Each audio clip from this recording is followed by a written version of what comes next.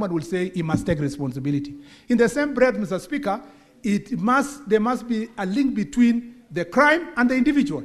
And therefore, Mr. Speaker, I will ask IPOA, and as I said earlier, as the Cabinet Secretary, I will not play a role in pushing for a particular person to be charged or a particular person to be exonerated. The evidence must lead to the suspect, Mr. Speaker.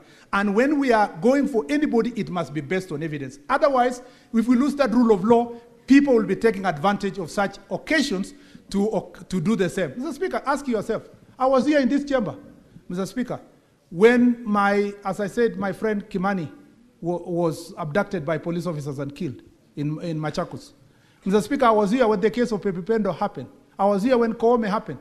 Mr. Speaker, the process, even when people thought that there will be no justice, justice was found because the right process was followed by IPOA. I think we should support IPOA to do their job instead of getting ourselves to the direction where the House can direct who should be charged and who not be charged. Mr. Speaker, I was a bit worried. I know there is privilege in the chamber. I was a bit worried when senators divert to the attention of determining who is to be charged and who is not to be charged.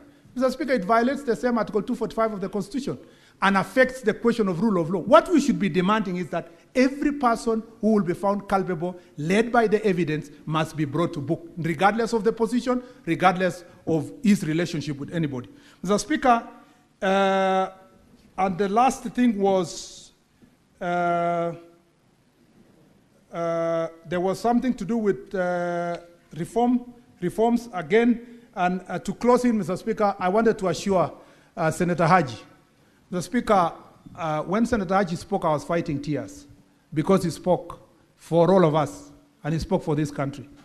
Mr. Speaker, the life of Albert Ojwang is as painful, Mr. Speaker, as the life of Father Alois, who was killed by criminals. It's also as painful as the life of that person killed in Garissa. It's the same as the ones who died in Todonyang where I visited recently, Mr. Speaker. So, Mr. Speaker, in the national security architecture, we take every life seriously. We are glad that there is an opportunity today to discuss the question of the life of Mr. Albert Ojwang. I do not take it away from those who brought it to this chamber. But, Mr. Speaker, I want to assure the country that we take the same seriousness in every other life, just like the case of Albert. And I hope that also this chamber and the Republic will be conscious to deal with these issues when they come before us. Mr. Speaker, I remain seized of this matter.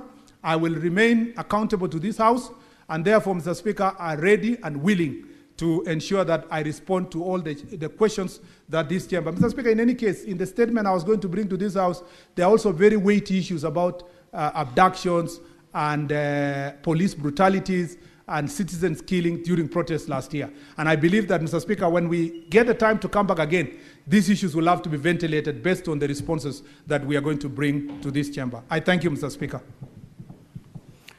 Now.